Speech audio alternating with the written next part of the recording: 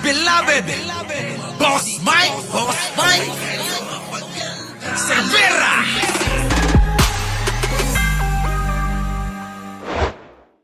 Binunyag ni Vice President Sara Duterte na kabilang siya sa mga personalidad na ipaaresto ng International Criminal Court o ICC. Thank you, Lord! Thank you! Dinidinig mo panalangin ng mamamayang Pilipino. Oh, mga kababayan, sang-ayon ba kayo na arestoin na si Sara Duterteng baliw?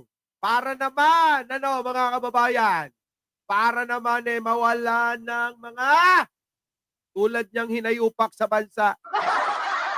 Payag po ba kayo? Payag po? Payag po kayo na arestoin na ho ng ICC si Sara? Paki-press 1 naman! Kasi ako tuwan-tuwa ako talaga nung mabalitaan ko to. Oo, press 1 mga kababayan.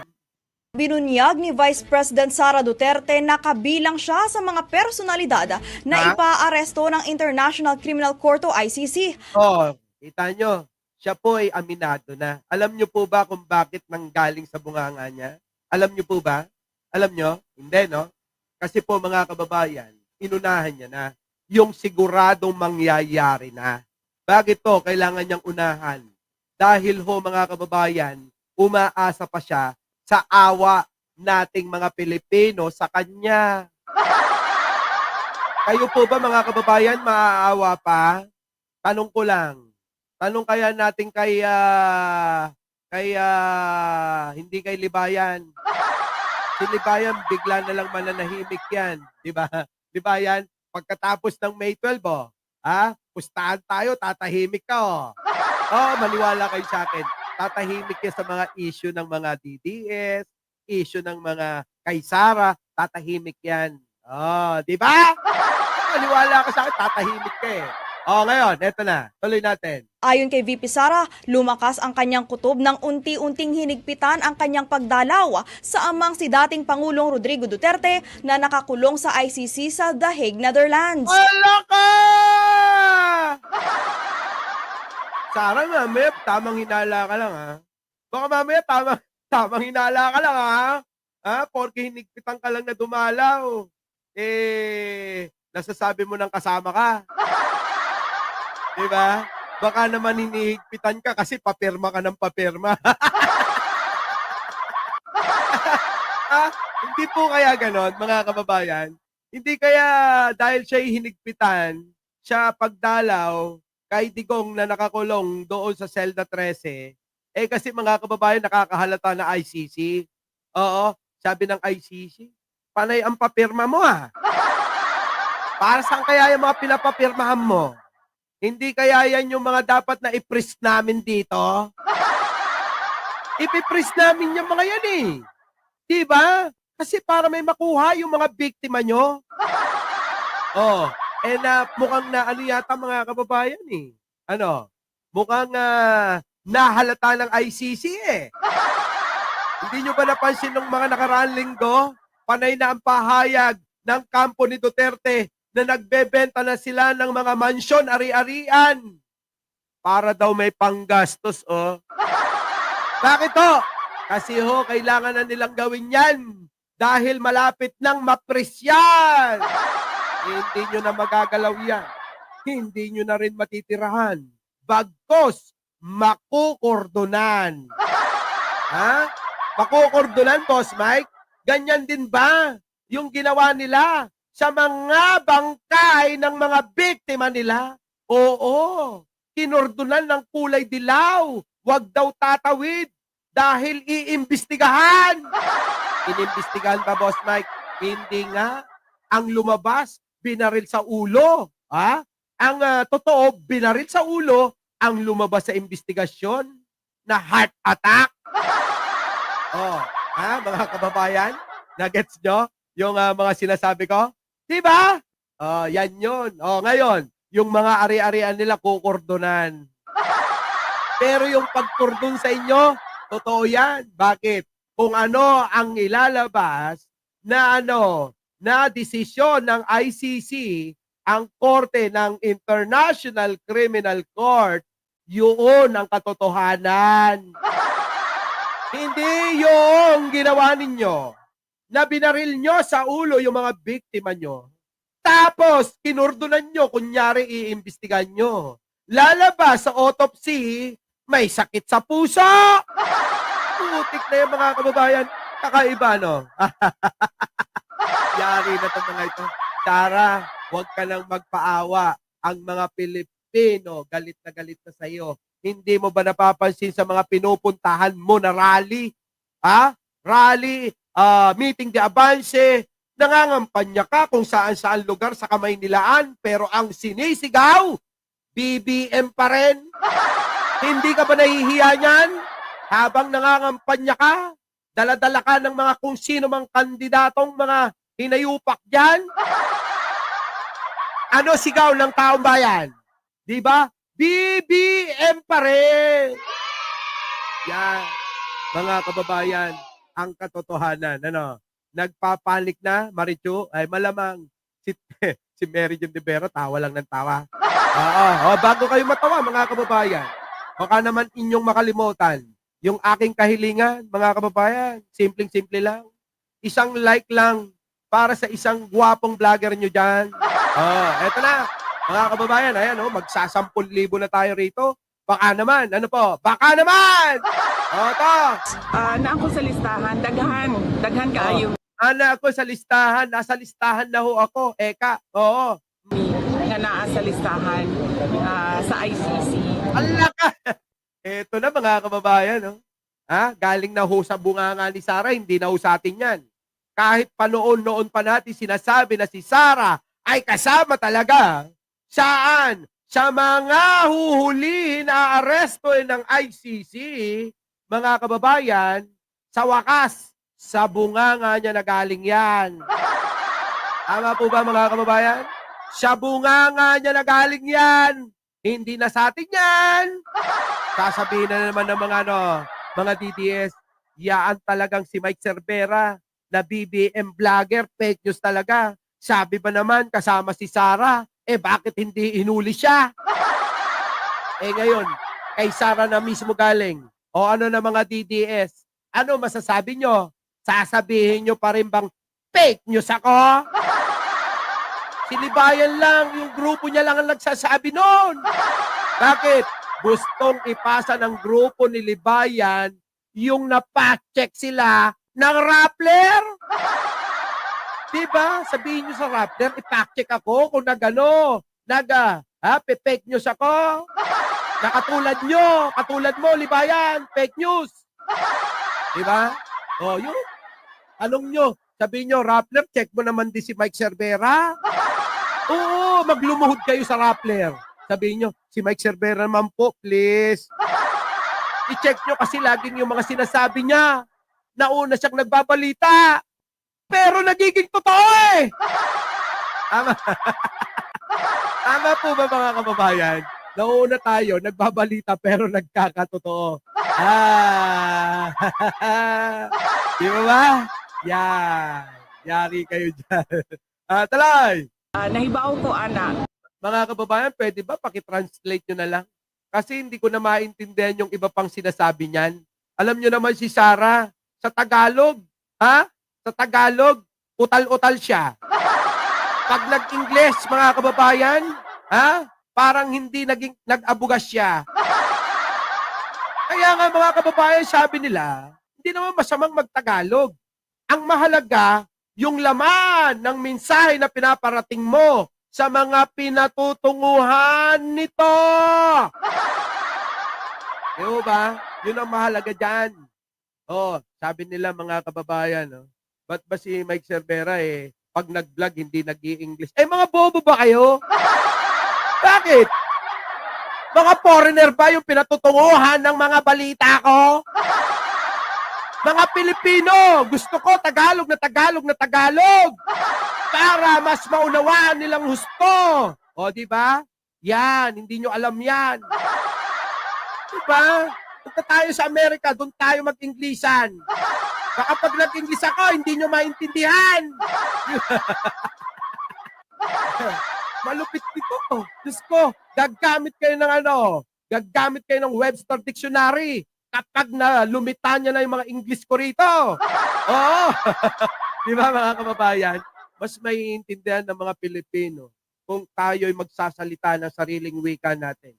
Tandaan nyo, mga kababayan, karamihan, may ilan na mga kababayan natin na hindi naunawaan masyado yung mga salitang banyaga. Bakit?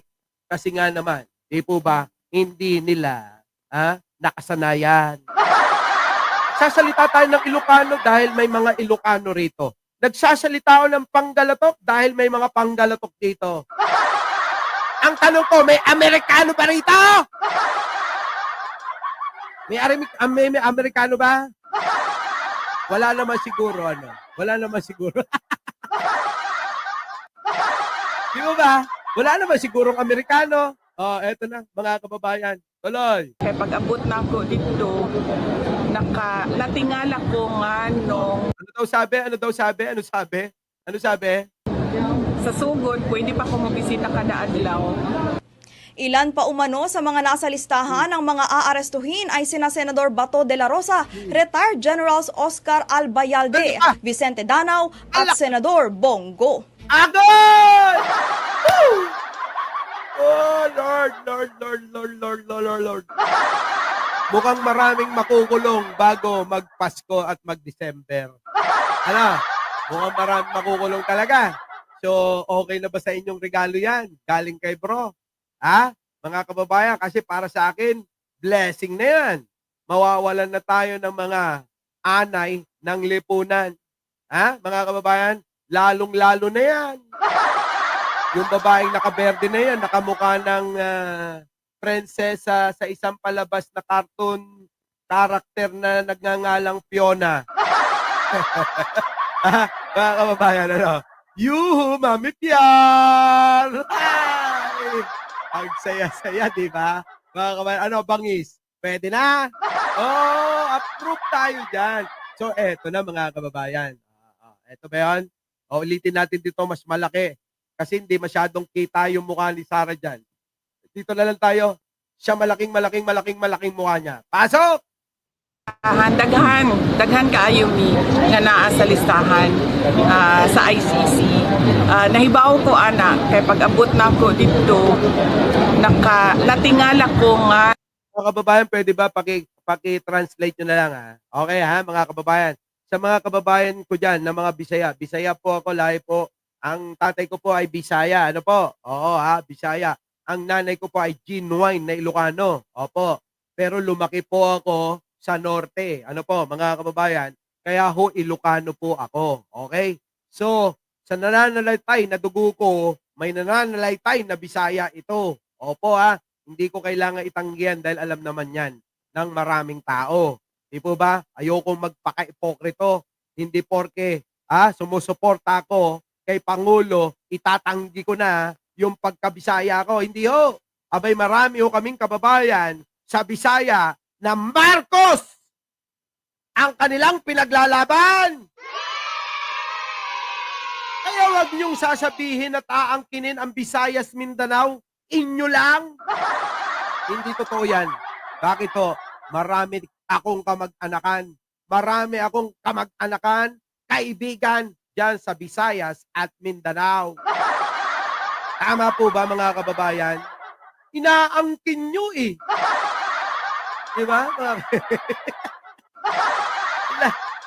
Parang di ba parehas kami ni Presidente. Si Pangulong Bongbong, Ilocano, Bisaya. Nanay niya, Bisaya. Tatay niya, Ilocano. Baliktad kami. Ang nanay ko, Ilocana. Tatay ko, Bisaya. Diba? Ana-ana. Eto na. Paki-translate po. Pwede po ba mga kababayan? Paki-translate. Eto na. Naimbag nga malam kada kayo amin apo nga padak nga Ilocano. Maayong adlaw. Sa mga Bisaya diyan, di ba? Masantos, yangaram at si kayon amin. Raramay taga Pangasinan. Kita nyo mga kababayan, di ba? Ito na. Pakinggan ninyo.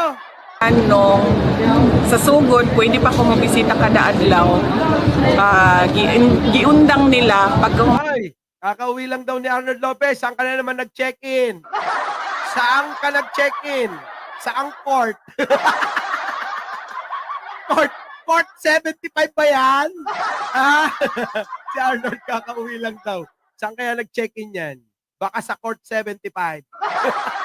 Taloy. Manilahan ang gina-record ang mga ginaistoryahan na ni Pangulong Duterte. So, dahil nasabtan ako nga nagapaminaw sila sa amo ang ginaistoryahan kay ang ilahang huna-huna ang amo ang ginaistoryahan kung unsa ang kaso o unsay ginabuhat sa kaso na ginubuhat nato sa kaso dinhi sa Pilipinas o mga strategy sa kaso. Dili lang ako, layo pa ang pangalan dito. Ang nauna nga mga pangalan dito mao kay Senator Bato de la Rosa, kay katong dating Chief Albayalde, ang katong dating Police General si Danao o Police General si Karamat. Napo dito ang pangalan ni Bongo. Mauna usas ila. Ala ka! Ano sabi mga kababayan, si Bongo ba kasama? Oo. Hindi daw yata hindi yata niya nakita yung pangalan ni Bongo. Pero dapat kasama siya. Di po ba? Ay, nako. So mga kababayan, galing sa bunganga mismo ni Sara Duterte na talagang yung mga pangalan po nila ay nasa listahan ng ICC para arestohin na. Ngayon, kailan isasagawa mga kababayan? Hindi pa natin alam yan. Kasi sabi sa panaginip ko, nag-uusap pa sila. Ano pinag-uusapan? Ano ba mauuna? Impeachment niya o huhulihin na? Galing sa panaginip ko yan, walang nagsabi niyan. Nanaginip lang ako kanina. Bago ko nag-live, kagigising ko lang mga kababayan, nanaginip ako kanina na para bang nag-uusap daw sila. Ano ba ang uunahin? Yung impeachment trial o tangayin na ng ICC yan? Kayo po, kung kayo ang tatanungin, ano gusto nyo? Impeachment trial o diretso na ng ICC tulungan? Pakisagot naman, mga kababayan, kung saan kayo dyan? Sa ICC, diretso o impeachment muna? Mga kababayan? Ano? Mga kababayan, paki-comment naman! Ang saya-saya, mga kababayan, ano? Ang saya-saya talaga! Sarang saya-saya namin sa mga sinasabi mo!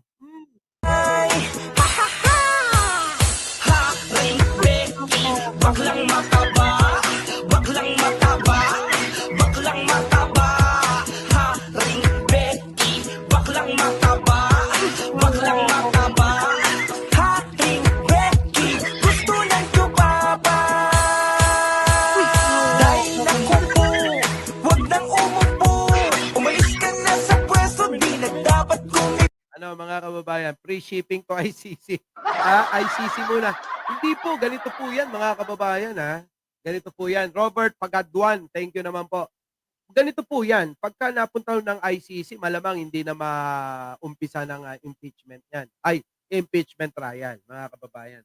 Malamang mabaliwala na ho ang impeachment trial. Bakit ho kanyo mga kababayan? Tatapusin niya muna yung trial niya doon saan? Sa ICC. Gaano katagal ho yun, mga kababayan? Di ba? Ang tagal-tagal ho nun. Baka ho mga kababayan, so yumao na lahat yung mga congressman na mga nag-imbestiga o dili kaya mga kababayan sa loob ng 10-20 taon na nililitis yan doon at gumagana na po tayo, baka pati ho tayo wala na. Hindi pa ho tapos yung kaso niya sa ICC. So wala na ho. So pwede rin, mga kababayan, Pero para sa akin, kung ganun talaga katagal, aabutin ng 30 years, mga kababayan, okay lang. Parang ganun na rin yun mga kababayan. Parang ganun na rin yun. Bigtiin ba? Sobra naman. Parang ganun din yun Kung ididiretso na rin sa ICC, wala na rin mangyayari. Saan? Sa future ni Sara Duterte. Oh, di po ba, mga kababayan? Wala na. Magiging basura na lang. Kaya kung inyong napapansin, itong mga nagdaan na araw na dumadalo yan sa mga campaign rally, makikita nyo sa itsura, iba na. Parang inimbalsa mo na yung mukha niya. Tama po ba, mga kababayan? Sabi nga ng iba, stress na stress na. Sabi naman ng iba, parang pagod na pagod na. Sabi naman ng iba, parang talagang may tama. Sabi ko naman, mga kababayan, parang iniimbalsa mo na lang ang mukha niya. Di po ba? Imbis na lumiit, lumalapad talaga. Di ba, Ate Evangeline Camelosa, no? Ha? Imbis na lumiit yung mukha niya, lumalapad eh. Oh. Ito na, mga kababayan. Puntahan na natin to. Talakayin natin. Pasok! Pasok! Samantala, ibinunyag ni Vice President Sara Duterte na kabilang siya sa mga personalidad na ipaaresto ng International Criminal Court o ICC. Ayon kay VP Sara, lumakas ang kanyang kutob nang unti-unting hinigpitan ang kanyang pagdalaw sa amang si dating Pangulong Rodrigo Duterte na nakakulong sa ICC sa The Hague, Netherlands. Na ako sa listahan, daghan kaayo mi nga naa sa listahan. So, alam niya na talaga nahuliin siya. Ngayon, ang diskarte niya, kakaiba. Alam niyo kung ano, abay nagpapasaklolo na sa mga bagong graduate na mga pulis sa PNPA, mga kababayan. Nako! Sara, alam mo, ito lang masasabi ko sa iyo. Huwag mo nang idamay yung mga bagong pulis, yung mga bagong graduate na pulis para protektahan ka. Kasi sabi niya, mga kababayan, sa mga bagong pulis na kagagraduate lang, mga kababayan, abay wag daw pumayag na hayaan na isurrender ang isang Pinoy sa mga dayuhan. Sabi, mga kababayan, grabe, Sara. Di dapat di nyo sinurrender din sa mga dayuhan yung ating mga teritoryo dyan sa may West Philippine Sea. Babalik na naman natin yung lagi nating sinasabi. Anong karapatan mong hingin ang pinagkait nyo naman? Di ba pinagkait nyo yan sa aming mga Pilipino? Yung aming teritoryo sa West Philippine Sea na malaya sana na nangingisda yung mga kababayan namin dyan! Sabay, bahura. Ngayon, pinagbawalan ng Chekwa. Bakit? Kasi sa kagagawan ninyong mga Duterte, pinamigay nyo, pinagkasundo nyo yung mga teritoryong hindi naman dapat na pinamigay nyo sa mga Chekwa. Na dapat ang mga taong mga nandiyan malapit sa Sambales, sa may Bataan at marami pang iba na mangingisdang mga Pilipino, sila dapat ang nakikinabang sa sarili nating yamang dagat. Kaso hindi ganon. Bakit? Sabi ni Duterte, hayaan na raw, tubig lang naman daw yan. Kaya nga mga kababayan, yan tubig na yan. Bakit malaking issue ngayon yan? Hindi ba sila nagtaka kung bakit atat na atat ang China para kupkupin yan? Kupkupin yan, sakupin yan? Kasi mga kababayan, hanggat yan mga yan, nakasaksak ang kwarta sa mga bunganga ng mga Duterte na yan, wala nang pakialam sa kinabukasan ng bansa yan. Tama po ba mga kababayan? Tama po ba? Yan! Diba mga kababayan? Ibang klase, no? Our beloved Boss Mike Cervera